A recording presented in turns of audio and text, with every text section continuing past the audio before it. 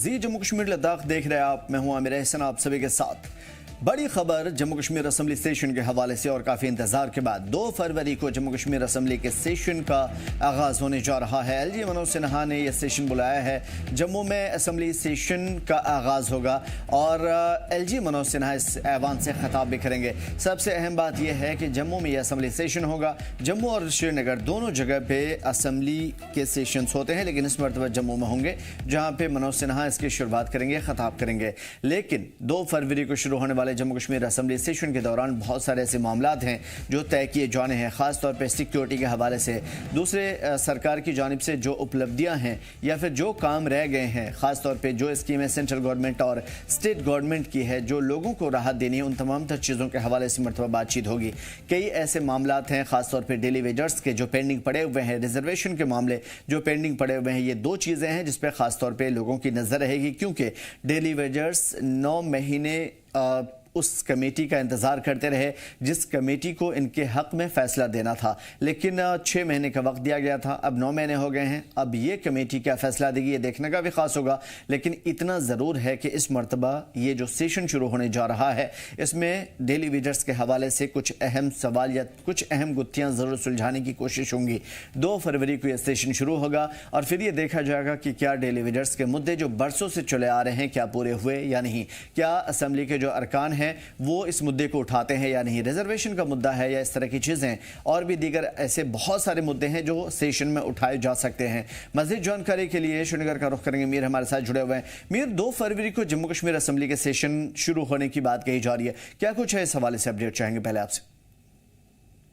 जी बिल्कुल, 2 फरवरी के लिए जो है लेफ्टिनेंट गवर्नर मनोज सिन्हा ने इसको समन किया है और करीबन क्योंकि ये बीच में इसमें माह रमज़ान आएगा जो कि 20 या 21 तारीख को आ सकता है, तो इसलिए इस बजट सेशन को 2 हिस्सों में डिवाइड किया गया है और पहले हिस्से में ही बजट सेशन जो है वो पास किया जाएगा और उसके बाद जो लेजिस्लेचर के हवाले से जो चीज़ें हैं, चाहे उसमें प्राइवेट बिल्स हैं या रेजोल्यूशंस हैं, जो बाकी चीज़ें हैं, वो सेकेंड पार्ट में हमें देखने को मिलेंगी और ये मार्च के एंडिंग हफ्ते में हमें देखने को मिल सकती हैं।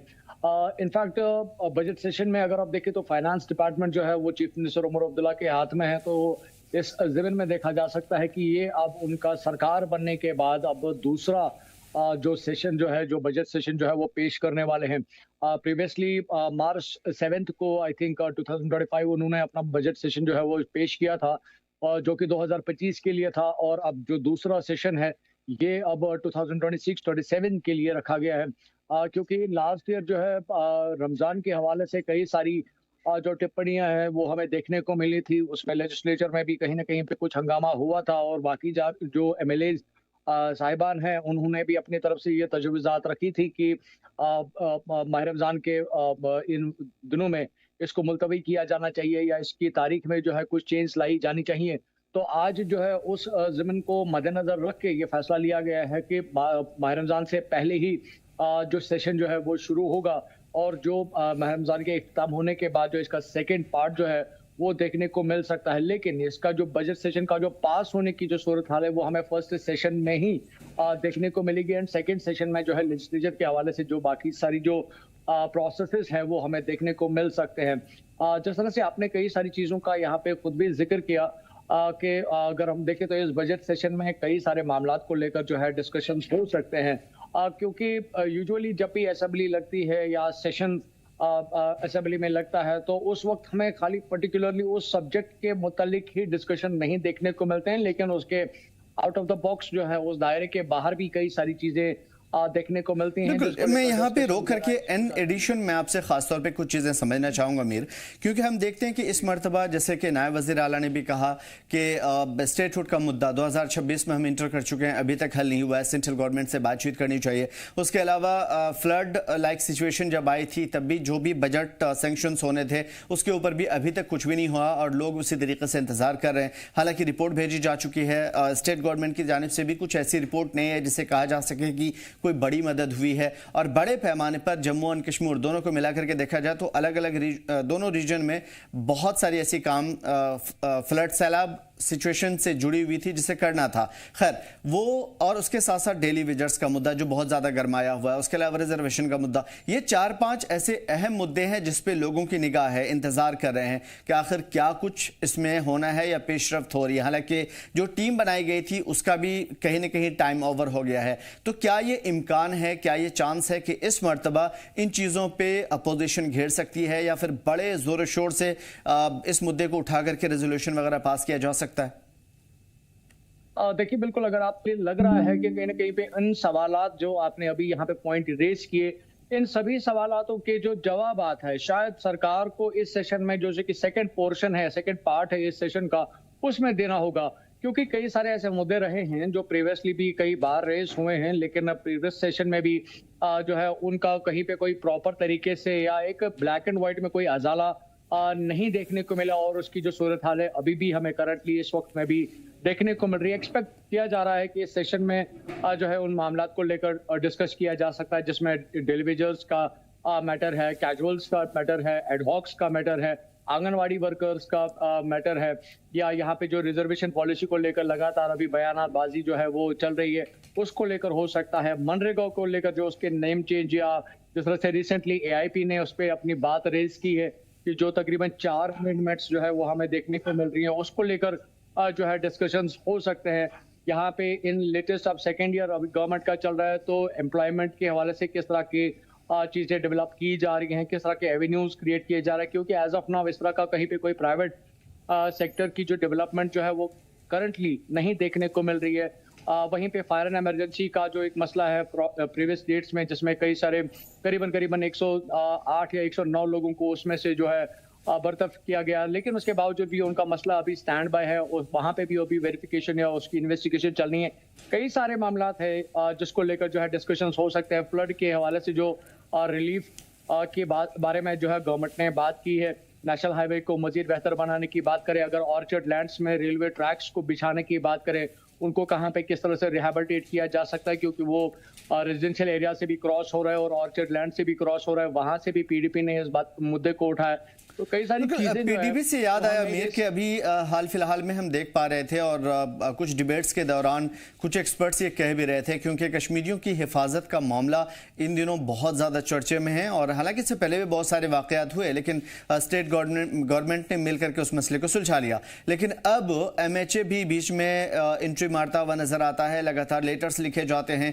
कश्मीरियों की हिफाजत एक बहुत बड़ा सरदर्द बन चुका है, क्योंकि हर स्टेट, एक स्टेट की बात नहीं, हर जगह पे उनके खिलाफ नफरत का इजहार किया गया है। तो क्या हम ये मान के चलें कि इस मर्तबा काफी ज्यादा हीटअप हो सकते हैं असेंबली सेशन के दौरान, क्योंकि अपोजिशन तो इसी ताक में है, क्योंकि सरकार ने एक लफ्ज भी बोला नहीं, क्योंकि लोगों के मसाइल हल नहीं हुए। डेफिनेटली इसमें कोई डाउट नहीं है, क्योंकि जो सेशन दूसरा बजट का चलेगा उसमें कई सारे सवालातों की जो एक गुंजाइश जो है उसके लिए एक टाइम स्पेयर रखा गया है। काफी एक डॉक्यूमेंट लेवल पे, या अगर हम देखें इंटर कम्युनिकेशन या जो डायलॉग्स की अगर हम बात करें, पॉलिटिकल स्टेटमेंट्स की बात करें, कई सारी चीजें हमें नेक्स्ट सेशन में जो है, या कमिंग सेशन बेसिकली जो है इसमें हमें देखने को मिल सकती है। जिस तरह से आपने जनरल पब्लिक की सेफ्टी के बारे में जिक्र किया, नो डाउट कि बाय डॉक्यूमेंट्स या बाय स्टेटमेंट्स जो है इसकी कहीं ना कहीं पे एक चहलपुर्सी जो है वो देखने को मिल रही है। कहीं ना कहीं पे कुछ ना कुछ तो गवर्नमेंट के लेवल पे, चाहे हम सेंटर की बात करें या यहाँ जम्मू कश्मीर यूटी की बात करें, बयान तो डेफिनेटली आ रहे हैं स्टेटमेंट्स के थ्रू, और कुछ ना कुछ जो है ब्लैक एंड व्हाइट में उसकी जो है एग्जीक्यूशन भी हो रही है। बट रिसेंटली लगातार जो है कश्मीरी जो वेंडर्स हैं, काम करने वाले हैं, स्टूडेंट्स हैं, नंबर ऑफ लोकेशंस पे जो है इस तरह के इंसिडेंट्स अभी भी कंटिन्यूसली देखने को मिल रहे हैं, जो अपनी जगह पे एक तशवीश की बात है। सेकंड, आपने पीडीपी का जिक्र किया, तो पीडीपी ने इससे पहले भी जो है इस बारे में जिक्र किया है कि जितने भी यहाँ पे पॉलिटिकल जो प्रिजनर्स जो है, जो आउटसाइड JNK उनको जेल्स में रखा गया है, उनको यहाँ पे जम्मू कश्मीर लाया जाए, या अंडर ट्रायल जो है, या जिन पे ट्रायल अभी तक नहीं हुआ है उनको जम्मू कश्मीर वापस लाया जाए, यहाँ की जेल्स में उनको रखा जाए, ताकि उनके ट्रायल्स भी हो, और खासतौर पर जो उनके जुडिशरी के जो मामला जो है उसमें बाज़ाब्ता तौर पर उनकी फैमिली उनको सपोर्ट कर पाए, because in the distant manner वो उनको अप्रोच नहीं कर पाते हैं या एफर्ट नहीं कर पाते हैं जो जुडिशल प्रोसेसेस होते हैं, जिसकी वजह से वो एक लंबे समय से आउटसाइड दी जम्मू कश्मीर जो है अभी उन जेल्स में लोकेटेड है। ये भी एक बड़ी मांग पीडीपी की तरफ से लगातार रही है।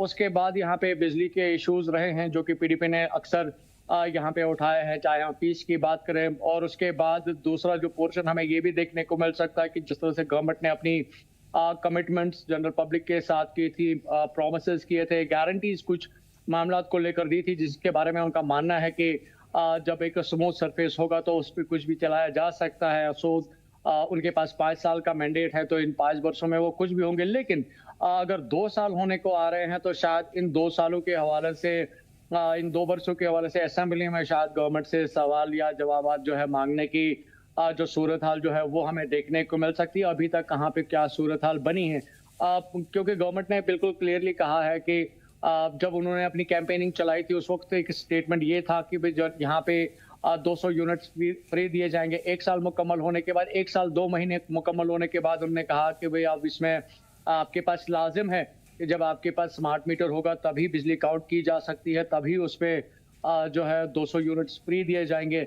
बहुत सारी चीजें हैं जो हमें इस नेक्स्ट कमिंग मिल सकती हैं। बिल्कुल, गुत्थियां बहुत सारी ऐसी हैं जिसे सुलझानी होंगी और मुमकिन है कि इस मर्तबा काफ़ी ज़्यादा हंगामेदार ये सेशन रहे। और सबसे बड़ी बात यह है कि अब तो अपोजिशन आम आवाम भी कहीं ना कहीं इस कई सारे मामलों को लेकर के सीरियस है, नाराज़ है और गुस्से में है।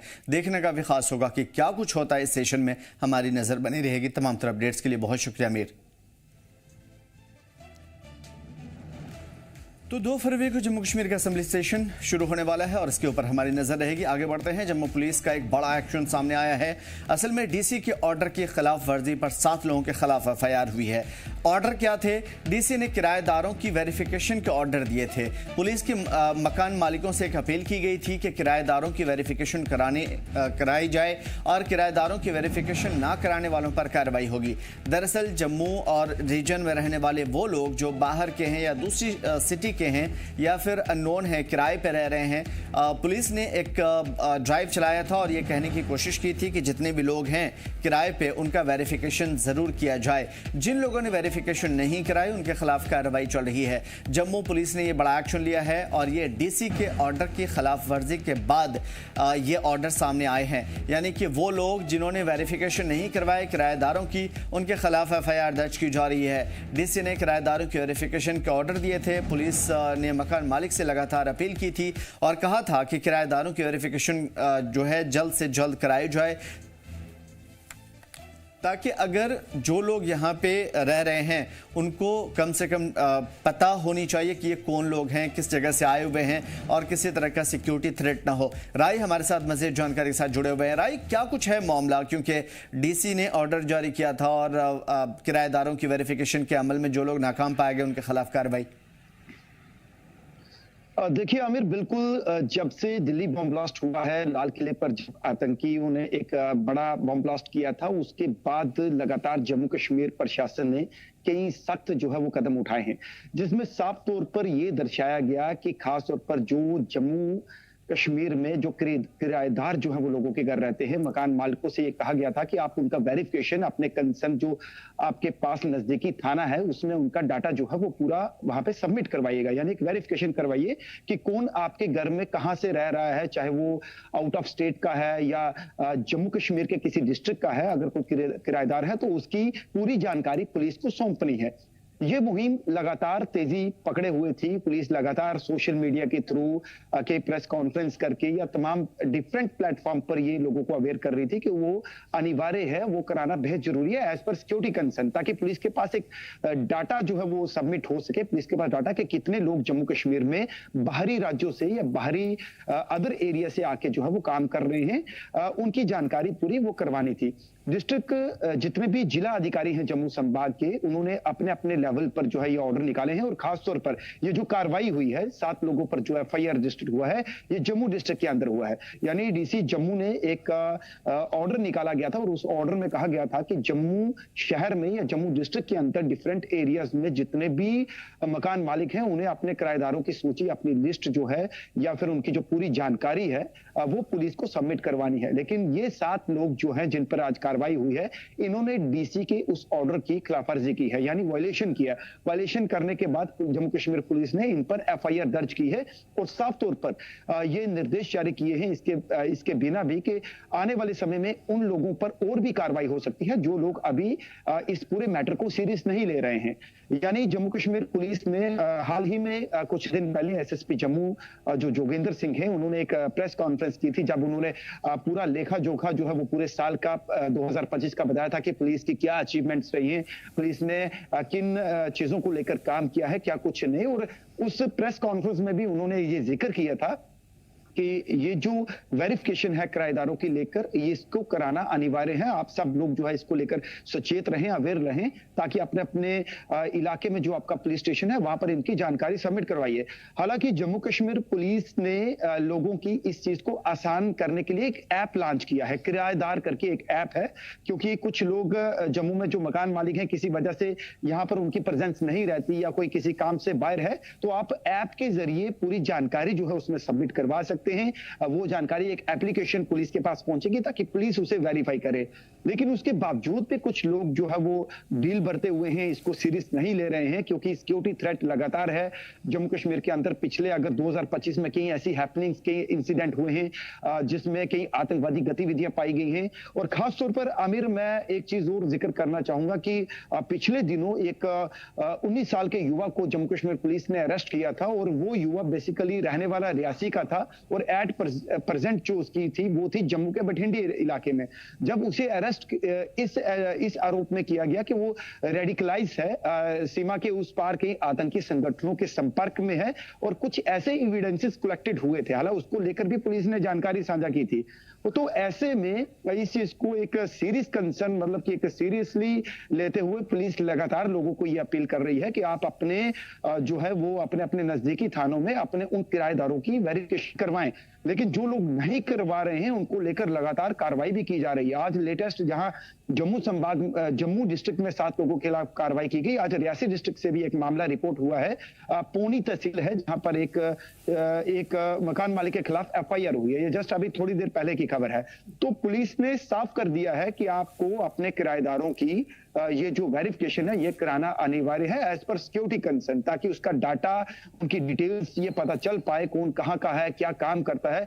हालांकि ये मकान मालिकों की बात नहीं है, जो लोग दुकानदारों के पास भी काम करते हैं, चाहे वो बाहरी राज्यों से हैं, उनके पास एम्प्लॉइज हैं, तो उनकी वेरिफिकेशन करवाना भी अनिवार्य है। और जम्मू पुलिस लगातार इसको लेकर स्ट्रिक्ट भी है और अनाउंसमेंट करके भी बता रही है, तमाम विज्ञापनों के तौर पर भी बता रही है, सोशल मीडिया प्लेटफॉर्म पर, न्यूज प्लेटफॉर्म के जरिए कि इसको आप तुरंत जो है वो करवाइए, ताकि आप भी सेफ रहें और पुलिस के पास भी वो डाटा रहे। अगर कल कोई किसी भी अगर कार्रवाई में या किसी भी ऐसी मतलब कि अगर कोई हैपनिंग या कोई इंसिडेंट कोई होता है तो तुरंत पुलिस उस पर एक्शन ले सके, तो ये अनिवार्य है। तो जो लोग इसको मतलब कि सीरियस नहीं ले रहे हैं तो उनके खिलाफ लगातार कार्रवाई हो रही है, जाहिर है होनी भी चाहिए। और इस चीज के अमल को दुरुस्त करने के लिए या फिर सिक्योरिटी के थ्रेट को खत्म करने के लिए या पाकिस्तान की उस नापाक साजिश को खत्म करने के लिए अवाम को भी आगे आना होगा और सिक्योरिटी एहलकारों की मदद करनी होगी, खासतौर पर इस तरह के तमाम तर मामलों में, चाहे वीपीएन की बंदिश हो या फिर उसके अलावा आपकी मकान जो किराएदार रह रहे हैं उनका वेरिफिकेशन या इस तरह के जितने भी ड्राइव्स हैं। एक और खबर है राही, इस खबर के बाद मैं आपकी तरफ रुख करूंगा। कुछ अहम खबर है सिक्योरिटी के हवाले से जो आमतौर पे इन दिनों देखी जा रही है, भारत पाक इंटरनेशनल बॉर्डर से सटे हुए इलाकों की सिक्योरिटी अरेंजमेंट के हवाले से और इसे मजबूत करने के हवाले से। इसी मकसद से जम्मू कश्मीर जिले के मुख्तलिफ सरहदी इलाकों में वीडीजीज को स्पेशल ट्रेनिंग दी जा रही है, हालांकि इससे पहले भी दी जाती थी। यह ट्रेनिंग प्रोग्राम जिला पुलिस लाइन जम्मू में मुनक्किद किया जा रहा है। ट्रेनिंग के दौरान वीडीजी विलेज डिफेंस गार्ड मेंबरों को जदीद हथियारों की हैंडलिंग, सेल्फ डिफेंस टेक्निक्स और बंकर कंस्ट्रक्शंस वगैरह के बारे में बताया जा रहा है। इमरजेंसी हालात में कैसे निपटा जाए इसकी जानकारी दी जा रही है। प्रोग्राम का इफ्तिताह सीनियर पुलिस ऑफिसर की मौजूदगी में हुआ। अफसरान ने वीडीजीज मेंबरान से कहा है कि वो ट्रेनिंग को संजीदगी से लें और ट्रेनिंग हासिल कर रहे वीडीजी का कहना है कि इससे पहले उनकी खुद एतमादी जो उनसे पहले थी वो और भी ज़्यादा बड़े हैं।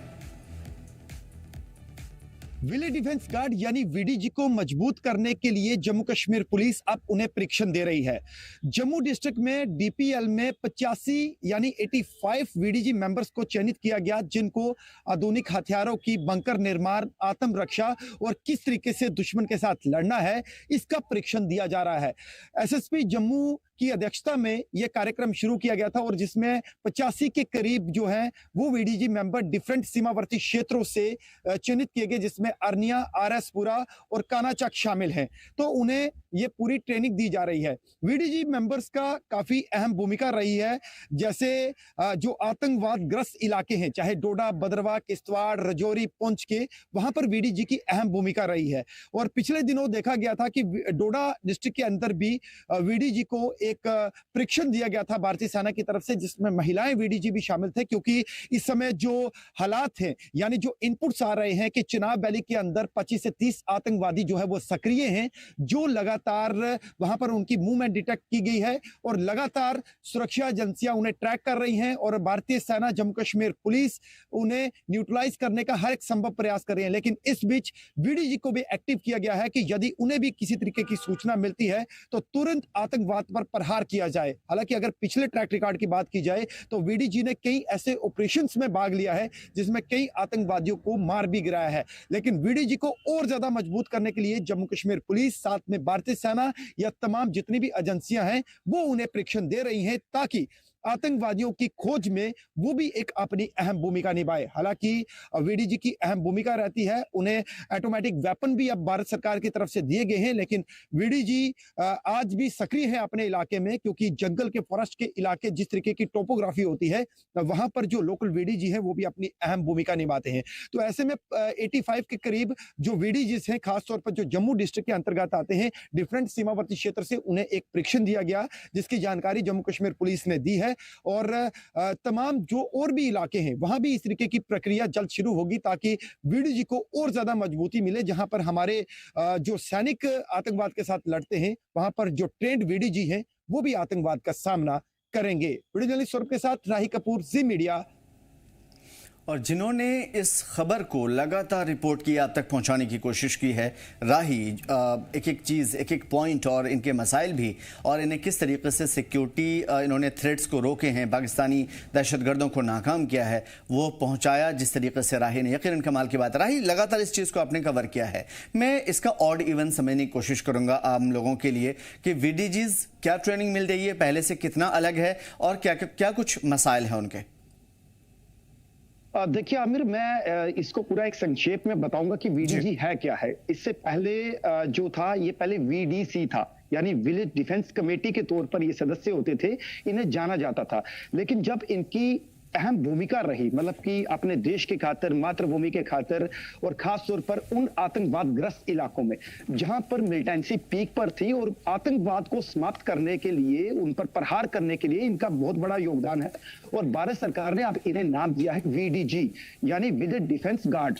विलेज डिफेंस गार्ड के तौर पर अब ये तैनात हैं। इसलिए एक बड़ी संख्या है। खासतौर पर मैं जरूर वो आपको इलाके बता देता हूं कि डिस्ट्रिक्ट में इनकी अहम भूमिका रही है। हालांकि जम्मू डिवीजन यानी जम्मू कश्मीर के डिफरेंट एरियाज में ये रहे हैं, पहाड़ी क्षेत्र में, लेकिन जम्मू डिवीजन के खास तौर पर रजौरी, पुंछ, डोडा, बदरवा, किश्तवाड़ यानी चिनाब वैली और पीर पंचाल के इलाकों में ये काफी सक्रिय हैं। इनकी अहम भूमिका रही है। अगर पिछले ट्रैक रिकॉर्ड की बात की जाए आमिर, तो कई वीडीजीज ने अपने प्राण निछावर किए हैं, यानी आतंकवाद के साथ लड़ते हुए उन्होंने सैक्रिफाई किया है। और कई जगह पर दो ऐसे इंसिडेंट मैं आपको जरूर मेंशन करूंगा, एक रियासी डिस्ट्रिक्ट में और एक उधमपुर डिस्ट्रिक्ट में, जहां पर अलाइव आतंकवादियों को इन्होंने दर्द पहुंचा था, पकड़ा था, यानी जिंदा उनको पकड़ा था, जिसके बाद भारत सरकार ने इन्हें जो है वो सम्मानित किया था एक बहुत बड़े अवार्डों के साथ।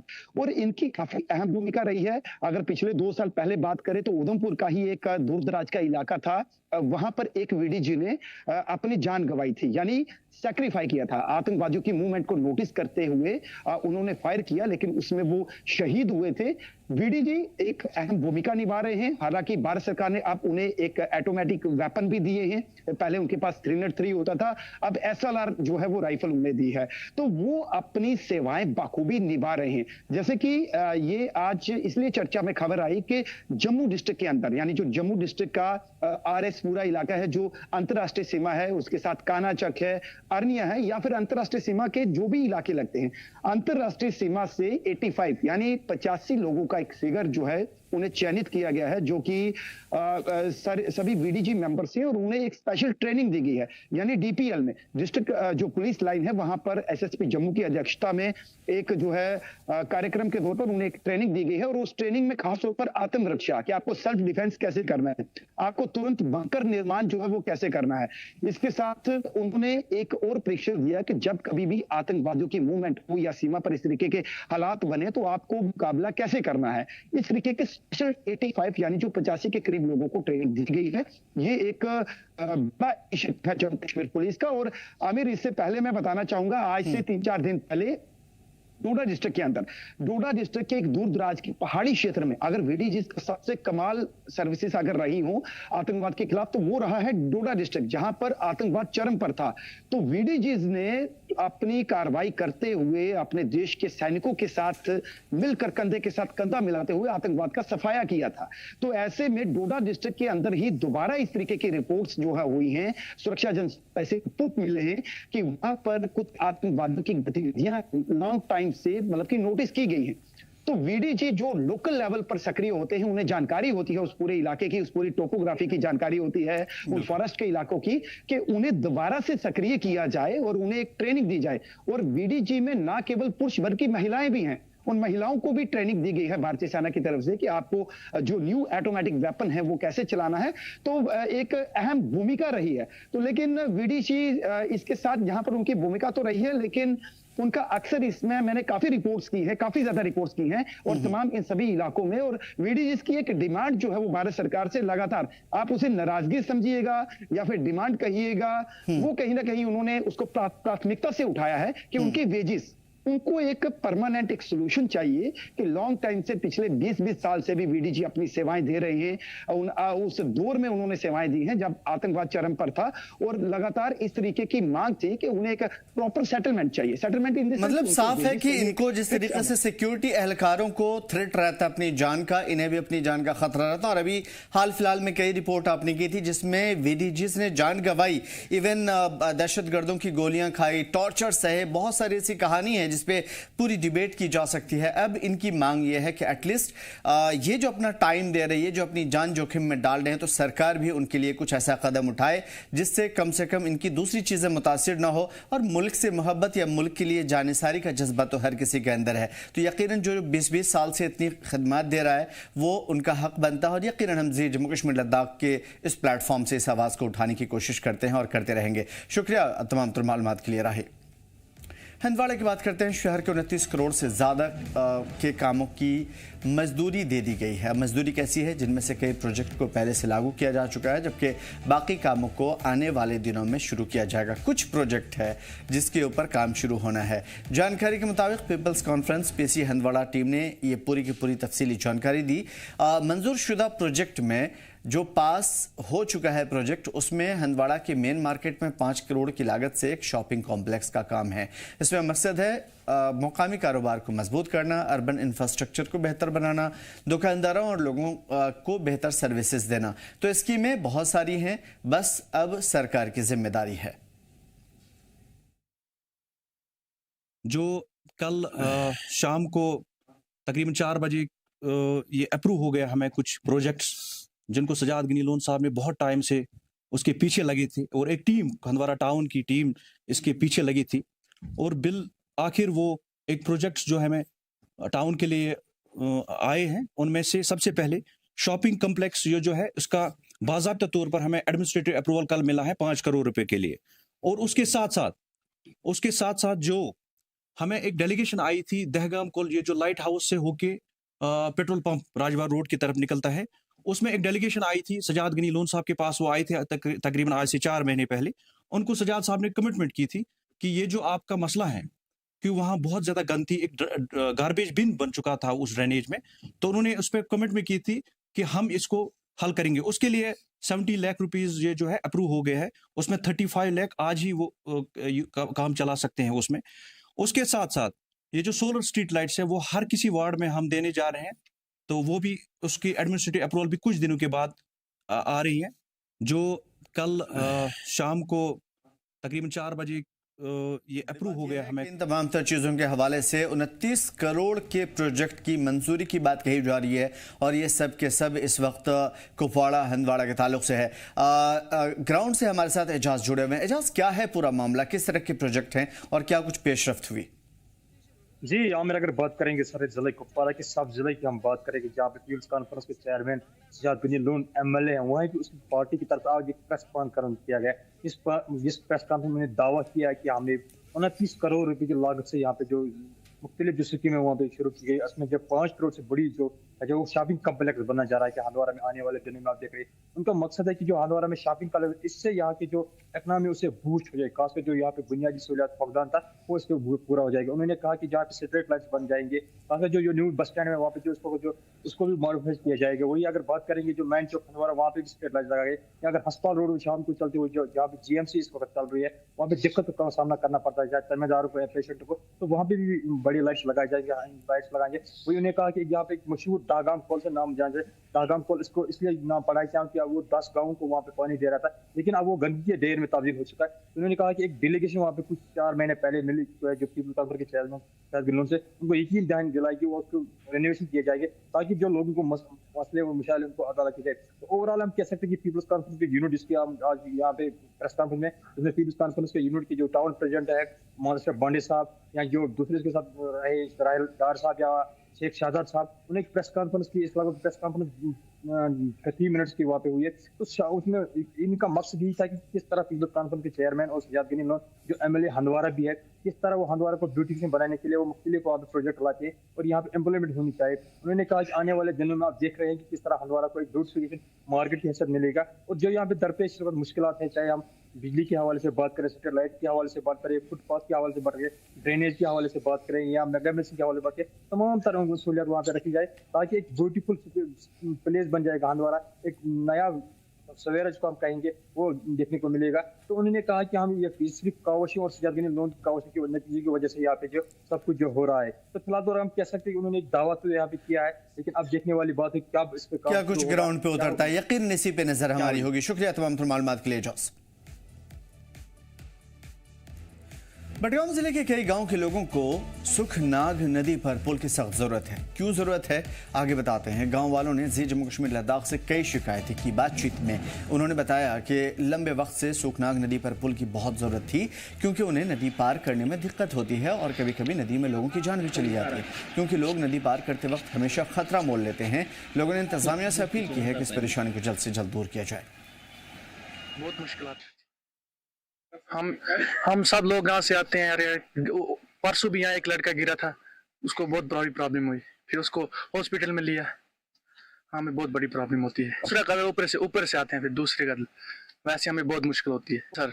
छोटे बच्चे स्कूल आते हैं, उनके साथ आना पड़ता है, उनको गिरने की बहुत प्रॉब्लम होती है, फिर साथ आना पड़ता है यहाँ इधर तक। हम चाहते हैं इसको कदर लगे। हमें बहुत सारी मुश्किलात होती है जब पानी आता है यहाँ, कोई इससे यहाँ आना इतना मुश्किल होता है। कोई हमें वहाँ ऊपर से आना पड़ता है, कम से कम 10 किलोमीटर की दूरी पे, और यहाँ वहाँ नीचे से भी यहाँ जाना पड़ता है। नीचे से यहाँ छोटे बच्चे हैं जो वो नहीं आ पाते, जब स्कूल जाना पड़ता है तो हम उधर से आते हैं, बहुत नीचे से आते हैं। हम आते हैं, हमें उस वक्त कोई साथ आता है बड़ा सा। हम छोटे बच्चे जब आते हैं तो वो उस रास्ते से आते हैं, या कोई बड़ा साथ आता है घर वाला, बहुत मुश्किलातों का सामना करना पड़ता है। ऑल इंडिया कांग्रेस कमेटी के जरिए संगठन सर्जन अभियान के तहत कल जम्मू कश्मीर में नए जिला सदर की लिस्ट जारी की गई थी, जिसमें उधमपुर में कांग्रेस के एग्जीक्यूटिव चेयरमैन सुमित मंगोत्रा को जिला सदर चुना गया था। वहीं आज कांग्रेस कारकुनान और उनके हामियों के जरिए जश्न मनाया गया और फूल मालाएं पहनाकर एक दूसरे को मुबारकबाद दी गई। मैं यही कहूँगा कि ये सम्मान के साथ मुझे एक बड़ी महत्वपूर्ण जिम्मेवारी दी गई है। इसमें सिर्फ मैं कहूँगा कि खुशी तो है ही है, लेकिन एक मुझे लगता है कि एक जिम्मेवारी बहुत बड़ी है, जिसको निभाने के लिए मैं दिन रात एक करूँगा।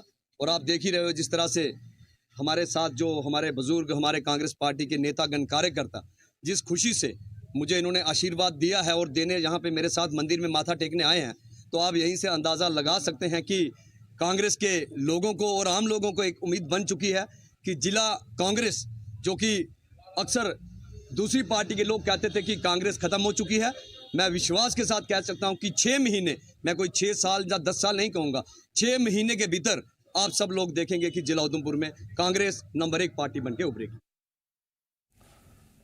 और पिछले साल पहलगाम के वाक़े के बाद कुछ वक्त के लिए रुकी कश्मीर की सयाहत अब फिर से पटरी पर लौटने लगी है। फिलहाल नए साल के मौके पर लाल चौक के तारीखी घंटाघर पर जश्न का माहौल नजर आया। घूमते हुए सयाहों की बढ़ते हुए भरोसे साफ तौर पर दिखा रहे हैं कि कितनी ज़्यादा और कितनी बेहतर शुरुआत हुई है। हमारा पूरा ग्रुप उदयपुर राजस्थान से आया है। हम यहाँ पे श्रीनगर को एक्सप्लोर करने आए हैं। हमें बहुत अच्छा लगा। हम ये दूसरी टाइम आ रहे हैं। 2022 में हम फर्स्ट टाइम आए थे, फिर हमको लगा कि वापस जाना चाहिए, क्योंकि यहाँ पर जो हम ट्रिप में एडिशन था, सोनमर्ग था, गुलमर्ग था।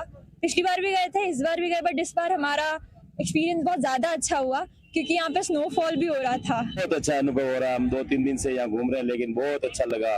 Kashmir very good. बिल्कुल नया साल यही आके मनाया है और हम चाहते थे कि हम कश्मीर में जाके नया साल मनाए और यहाँ के लोगों से जान पहचान बढ़ाए, और मेरे को बहुत अच्छा लगे। कुछ अफवाह चलती है लेकिन ऐसा मेरे को कुछ नहीं लगा। मैं यहाँ आया, मेरे को सब लोग ऐसे मिलनसार लगे, मेरे को बहुत अच्छा लगा, बहुत अच्छा लगा। देशवासियों को अमन और शांति का मैसेज देंगे। कश्मीर घूमना चाहिए। हमने भी ये दूसरी तीसरी बार कश्मीर का आनंद लिया है घूमने का। सबको आना चाहिए। अच्छा है कश्मीर, एक पर्यटक स्थल। कल का सबका अच्छा व्यवहार लगा। हम तो 2-3 बार आए, सबका अच्छा व्यवहार लगा। सबके साथ रहे, होटलों में ऐसे साथ बढ़िया लगा। अभी 2 दिन से आए, लेकिन बहुत खाने पीने का भी इधर वेज मिल जाता है और होटल भी बहुत अच्छा मिला है हमको। तो कुछ जो सुना है वही है। अभी स्नोफॉल नहीं है, बाकी सब कुछ है कश्मीर में। जिसको घूमना है और बढ़िया जैसी बात कर रहे हैं ना, कश्मीर है वैसा ही कश्मीर है, आना चाहिए एक बार। श्रीनगर में कश्मीर के 18 साल के महक हबीब ने अपने फ़न को कारोबार में बदल दिया। नौजवानों के लिए इंस्पिरेशन है। महक जो कि रिज़ॉर्ट में काफ़ी ज़्यादा माहिर हैं और केवल 3000 रुपये की बजट से अपना छोटा सा कारोबार शुरू करती नजर आ रही हैं। आज सोशल मीडिया के जरिए अपने ऑर्डर लेने वाली सक्सेसफुल एंटरप्रेन्योर बन चुकी हैं। उन्होंने स्कूल की पढ़ाई के दौरान फ़न में दिलचस्पी दिखाई और उसके बाद धीरे धीरे इसे डेवलप किया और अब महक कस्टमाइज्ड रेजिन आइटम्स बनाती हैं और उसे सप्लाई करती हैं। जी, जम्मू कश्मीर की अक्सर ये एक पहल रही है कि हम जम्मू कश्मीर के उन हीरे जवाहरातों को ढूंढकर आप सब लोगों के सामने लाएं जिन्होंने अभी तक अपनी छोटी उम्र में कुछ इस तरह के कमालात हासिल किए हैं जिसकी वजह से सारे कश्मीर को दुनिया में एक अलग ही नज़रिए से देखा जा रहा है। आज भी हमारे साथ एक ऐसी शख्सियत हैं जो कि 18 साल की हैं, लेकिन उन्होंने अपने इस पैशन को क्लास 2 से ही आइडेंटिफाई किया था और उस छोटी सी उम्र से इन्होंने अपनी इस पैशन को लेकर लगातार पहल की और आज की डेट में महक हबीब सोशल मीडिया पे हर जगह पे छाई हुई हैं। मुझे बताया कि जब इस चीज़ के बारे में आपको लगा कि आप इसमें कैपेबल हैं, आप ये चीज़ कर सकती हैं, और इनफैक्ट हम ये भी देखते हैं कि कश्मीर में शायद हमें ये सारी चीज़ें ज़्यादा कहीं पे देखने को नहीं मिलती हैं, और इंडिविजुअल लेवल पे आपने जब इस पैशन को फॉलो करने की कोशिश की तो आपको नहीं लगा कि डिफ़िकल्ट है, मार्केट नहीं है, लोग चाहे आगे खरीदेंगे या नहीं करेंगे, तो मैं अपने इस पैशन का क्या करूँ? मुझे उस टाइम पर ये में जो थी रेज़न आर्ट की अवेयरनेस नहीं थी और सोर्सेज बहुत ज़्यादा कम थे, बट मैंने कोशिश की उस वक्त ढूंढने की चीज़ों को। एंड मैं पहले ही बचपन से क्रिएटिव चीज़ें करना मुझे पसंद था। 7th क्लास में मैंने इंग्लिश कैलीग्राफी की थी, बट फिर स्टडीज़ और स्पोर्ट्स के बीच में ही समहाउ मुझे I lost touch with art. फिर इन 10th क्लास में मैंने अरबिक कैलीग्राफी से स्टार्ट किया एंड उसी चीज़ फिर जब धीरे धीरे मेरी सेल्स हुई इंस्टाग्राम से ही, तो मेरे लिए ना दरवाजे खुल गए कस्टमाइजेशन के, एंड धीरे धीरे मैं और चीज़ें इंट्रोड्यूस करने गई। फिर मुझे डिस्कवर हुआ अबाउट रेज़न आर्ट, एंड उस टाइम पर जब मैंने स्टार्ट किया तब मैं सबसे यंगेस्ट थी जो ये कर रही थी।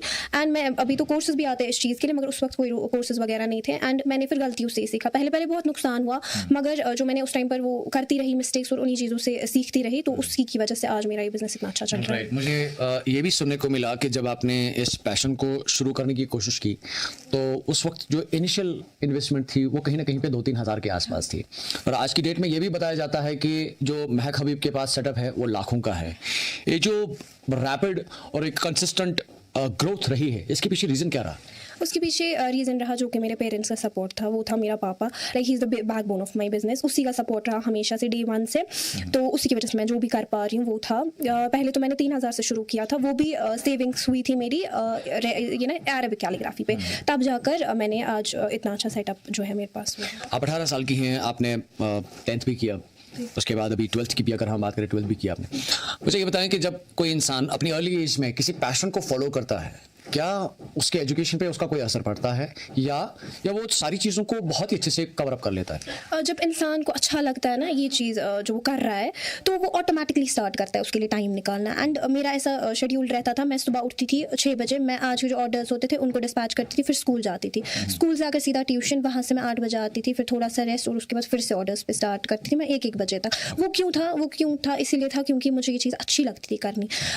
और जो मेरे क्लाइंट्स थे खासकर, वो मुझ पर भरोसा करते थे। मेरे ज़्यादातर समर्स में वेडिंग रिलेटेड ही ऑर्डर्स होते हैं, तो उनको मैं एंड मोमेंट में मना नहीं कर सकती थी, तो उस ट्रस्ट की वजह से मैं कर पाती थी सारा कुछ। मतलब इट्स लाइक कि आपको करना आना चाहिए बैलेंस बिटवीन स्टडीज़ और जो आप कर रहे हो, बैलेंस करना चाहिए। छोटी छोटी बातें हैं लेकिन बहुत ही इम्पॉर्टेंट है एक इंसान की लाइफ में। आप अर्ली इन द मॉर्निंग उठते हैं, आप अपने क्लाइंट्स के बारे में सोचते हैं, उनके लिए आप उनका काम तैयार करते हैं, उसके बाद एजुकेशन हासिल करने के लिए स्कूल जाते हैं, वापस आके अपना होमवर्क करते हैं, उसके बाद फिर से अपनी इस पैशन को फॉलो करते हैं। अर्ली एज में ये डेडिकेशन देखना बहुत ही कम मिलता है। जब हम टैलेंट की बात करते हैं, वो काबिलियत सिर्फ उसके उस पर्टिकुलर पैशन को लेकर ही नहीं होती है, बल्कि अपनी उस रोज़मर्रा की ज़िंदगी को हैंडल करने की भी बात आती है, जो काफ़ी ज़्यादा इंस्पिरेशनल है। जब आप इतनी बड़ी बातें करते हैं कि क्लाइंट्स की बातें करते हैं, आप वर्क ऑर्डर्स की बात करते हैं, आप प्लानिंग्स की बात करते हैं, जब पेरेंट्स में ये सारी चीज़ें डिस्कस होती हैं यूजुअली आपकी, तो वो क्या रिस्पॉन्ड देते हैं आपको? मेरा जो पापा होता है ही फील्स प्राउड, मतलब हमेशा से रहा है। जब भी उसको उसको बहुत अप्रिसिएशन मिलती है आज मेरी वजह से। मुझे अभी भी याद है, मुझे एक जगह स्टॉल लेना था एंड सारे स्टॉल जो है वो बुक हो गए थे। वो था कश्मीर यूनिवर्सिटी का चिरगिश इवेंट था, तो मुझे वहाँ पे स्टॉल लेना था एंड सारे स्टॉल्स की बुकिंग हो गई थी। तब वो मेरा पहला साल था बिजनेस का, उतना अच्छा नहीं चल रहा था, मैं स्टॉल लेना चाहती थी वहाँ पे। एंड मेरे पापा ने कॉल कराया किसी से वहाँ पे, मतलब सिफारिश के थ्रू। अब मैं वहाँ पे गई एंड उन्होंने पहले, वो जो प्रोफेसर थे मुझे नाम नहीं याद है, तो उन्होंने पहले मना किया, बोला सारे तो ये हो गए। एंड उन्होंने बोला बेटा आप दिखाओ। एंड उसके बाद जब उनको मैंने दिखाया फोन पे जो मैं कर रही हूँ, उन्होंने मुझे बोला अगर आपके लिए नहीं तो किसके लिए हम ये कर रहे हैं इवेंट। तो एंड उन्होंने मुझे उस टाइम पर काफी अप्रिशिएट किया और उन्होंने मुझे स्टॉल दिया वो दिन। हाँ वो एग्जैक्टली। एंड अब वो मेरी बिगिनिंग थी बिजनेस की, तो वो चीज़ मेरे पापा को ना अभी भी याद है। एंड जब भी मेरी मम्मा कुछ बोलती है ना कि कैसे करेगी, यहाँ से पढ़ाई, यहाँ से की, वो बात अभी भी अब्बू उनको याद दिलाते हैं कि ये बात थी। तो ये चीज़ है। ये मुझे बताएं कि इन फ्यूचर क्या प्लान है? इस बिजनेस को, इस अपने टैलेंट को, इस पैशन को एक्सपैंड करना है या स्टडीज़ में जाके आने वाले वक्त में जॉब करना है? और लास्ट वाली चीज़, जो हमारे नौजवान आपकी एज के हैं जो चाहते हैं कि वो अपनी लाइफ में कुछ हासिल करें, क्या ज़रूरी है कि वो जॉब के पीछे ही रहें या अपने आप में अगर उनका कोई छुपा टैलेंट है उसको वो एक्सप्लोर करें और दुनिया के सामने रखें? आप अपने अंदर का जो है ना टैलेंट हर एक के पास होता है, आपको बस वो ढूंढने की ज़रूरत होती है। मैंने कभी नहीं सोचा था मेरा बिजनेस होगा इस चीज़ का, जब मैं बचपन में वो क्रिएटिविटी करती थी। तो जब मैंने उस चीज़ को ढूंढी तब जाकर आज मेरा बिजनेस है। एंड जब मैंने बैलेंस वगैरह किया, तो आप भी वो ढूंढो, ज़रूरी नहीं आप लार्ज स्केल पे पहले ही करो, क्योंकि वो कोई नहीं करता, वो कुछ ही होते हैं एंड फिर वो उतना अच्छा कर भी नहीं पाते। सो आप स्मॉल स्केल पे करो एंड जब धीरे धीरे ग्रो करेगा फिर आप लार्ज स्केल पे भी कर सकते हो। और आपने पूछा कि आगे क्या प्लान्स है, मेरे प्लान्स ये है, अगर मैं डिग्री तो ऑब्वियसली करूँगी ही, पढ़ूंगी मैं साथ साथ, बट मेरा कोई भी जॉब का प्लान नहीं है। मैं इसी बिजनेस को इंशाल्लाह एक्सपेंड करूंगी। मैं जॉब वॉब के पीछे भागना नहीं चाहती हूँ, किसी के अंडर काम नहीं करना चाहती हूँ। इंशाल्लाह एक टाइम ऐसा आएगा जब मैं ही एम्प्लॉयज़ कर सकती हूँ अपने लिए हायर, बट मुझे नहीं करना पड़ेगा किसी के अंडर काम। मैं स्टडीज़ और इसको बैलेंस करूँगी, आगे भी मेरा यही प्लान है। बहुत शुक्रिया हमारे साथ बात करने के लिए। हम उम्मीद यही करते हैं कि जिस तरह से हम इन हीरे जवाहरातों को आपके सामने लाने की कोशिश कर रहे हैं, सरकार भी इनको अपनी नज़र में रखेगी और आने वाले वक्त में जिस तरह की भी पॉसिबिलिटीज़ इनके लिए लार्जर स्केल पे जो एवेन्यूज़ क्रिएट किए जा सकते हैं, उन एवेन्यूज़ को क्रिएट किया जाए, ताकि ये जो प्लेटफॉर्म है ये एक तक ही सीमित ना रहे, बल्कि इसके साथ कई सारे लोगों का रोजगार भी शुरू हो पाए। ZJKL के लिए खास पेशकश, मीर उमर, श्रीनगर।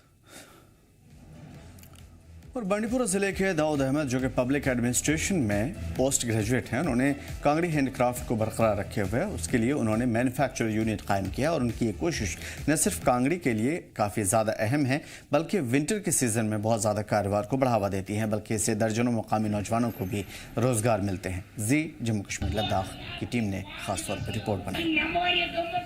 नाज़रीन, आप देख रहे हैं जम्मू कश्मीर लद्दाख और मैं हूं आपके साथ वाहिद मकबूल। और इस वक्त हम बांडीपुरा के नुसू इलाके में मौजूद है और हमारे साथ शेख दाऊद साहब है जिन्होंने PG किया है पब्लिक एडमिनिस्ट्रेशन में, और साथ ही साथ अब उन्होंने यहाँ पे एक बिज़नेस कांगड़ियों की है वो उन्होंने यहाँ पे स्टार्ट की है। एक अच्छी शुरुआत है क्योंकि कश्मीर में रिवायती तौर जो कांगड़ी है हर घर में पाई जाती है। मैंने 2020 में ग्रेजुएशन कंप्लीट की, उसके बाद मैंने PG किया, तो ग्रेजुएशन के बाद ही मैंने दुकान खोल दी। साथ मैंने 2022 में PG कंप्लीट किया पब्लिक एडमिनिस्ट्रेशन में। बांडीपोरा की कांगड़ी की जहाँ तक हम बात करेंगे, यहाँ की जो कांगड़ी ये बहुत सारे मॉडल्स पर मुनहसर रहती है। तो इनको एक अलग लुक देने के लिए हमने एक ब्राइडल कांगड़ी आरी वर्क में इसका सब बॉटम वगैरह हमने कवर करवाया। ये गिफ्ट पर्पस के लिए, जैसा कि आज लोग सर्दियों में छुट्टियां होती है, फिर कुछ कुलीग्स अपने ऑफिसर्स को कांगड़ियाँ गिफ्ट करते हैं, तो उनके लिए भी ये बेहतरीन रहती है।